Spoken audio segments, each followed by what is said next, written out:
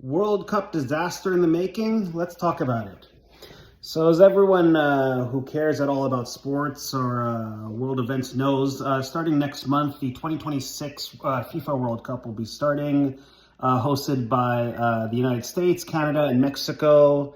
It's going to be the biggest sporting event, and probably popular event of the year by far. The final for the World Cup is often watched. I think the last one was watched by over 2 billion, almost 3 billion people. So it's by far the most watched sporting event there is. FIFA itself is projecting something like $80 billion in revenue. That's FIFA though, and FIFA doesn't exactly have the most stellar reputation for facts and honesty.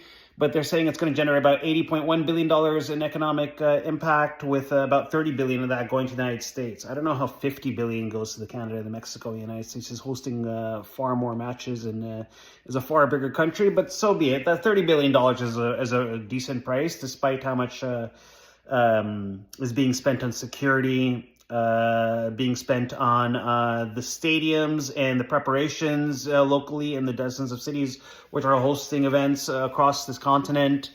But the major problems, I think, for the most part, start with not too many people are coming.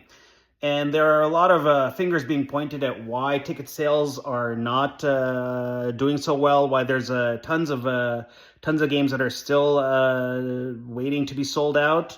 And probably the most obvious reason is people don't want to come to the United States right now. It's a very touchy thing. They don't want talking about the subject. But the fact is that it's not likely, but it's definitely a possibility that cannot be ruled out that, ICE or whoever, Border Patrol, finds something on your phone that they don't like, or on your social media, or they don't like your face, or for whatever reason, they can just make you vanish into a nice prison for months on end, and you won't have any recourse to legal aid or due process or lawyers, anything like that. So who wants to risk that, for a soccer game, potentially? That I understand. The other major part of it is FIFA's fault, which I would say is the $1,000 average price tag, or going north of that, actually. And even Mr. Trump, who is the responsible host of this whole affair, says he wouldn't pay that much. And I have to agree with him, I don't agree with him too often, but he's right about this. Who's going to pay for this? This is an event now for the rich. The rest of us are just going to have to watch it on TV or on screens outdoors somewhere, because FIFA is a corrupt organization and is just doing this for the rich as well. Let me know what you think. Have a good night.